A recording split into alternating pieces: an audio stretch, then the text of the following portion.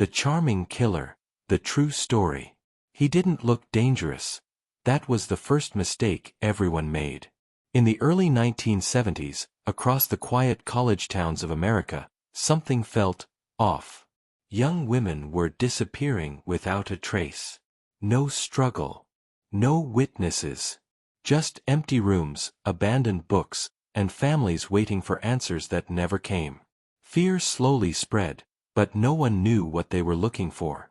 Because the man responsible didn't fit the image of a killer. Ted Bundy was the kind of man people trusted. Clean-cut. Educated. Soft-spoken.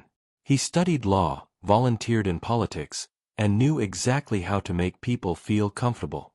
He could hold a conversation, flash a confident smile, and instantly lower someone's guard.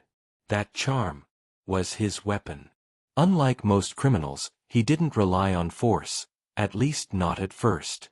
He relied on kindness, on empathy, on the simple human instinct to help someone in need. Witnesses would later recall a man with his arm in a sling, asking for help carrying books, loading something into his car. He seemed harmless, almost vulnerable. And that's why it worked. Because the moment someone stepped closer was the moment they disappeared. Across Washington, Oregon, and Utah, the pattern repeated itself. College campuses became silent hunting grounds. Women walking alone at night would vanish. Sometimes in broad daylight. Sometimes from crowded places. The police were overwhelmed. There were no clear suspects, no solid evidence, just fragments of fear scattered across different states. But then, something changed. A survivor. For the first time, someone escaped.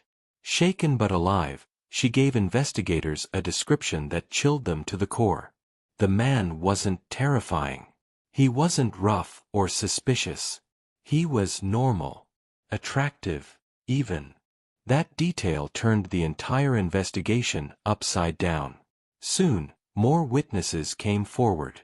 They remembered the same name being used again and again. Ted. A simple name. A forgettable name. But now, it was everywhere. Investigators began to connect the dots, and slowly, a picture formed. A man who moved between states.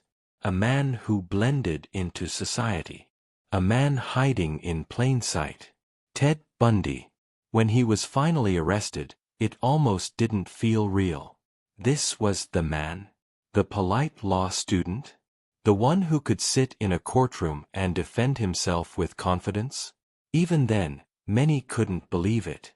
But what happened next made the story even darker. He escaped. Not once, but twice. The idea that a suspected serial killer could simply walk free sent shockwaves across the country. Fear returned, stronger than ever. Because now, people knew exactly who they were afraid of, and they also knew he was out there again. After his second escape, the crimes became more violent, more reckless. It was as if the mask he had carefully built was finally breaking. In Florida, the nightmare reached its peak. The attacks were brutal, shocking, and impossible to ignore. The entire nation was watching now. The story wasn't just about missing persons anymore, it was about a man who had fooled everyone. This time, when he was caught, there would be no escape. The trial became a spectacle. Cameras captured every moment. And once again, his charm surfaced. He spoke calmly, smiled, acted as his own lawyer. There were even people who supported him, people who still couldn't accept the truth. That's what made it so terrifying. Because even when the evidence was undeniable, he didn't look like a monster. In the end, justice was served. Ted Bundy was sentenced to death and executed in 1989.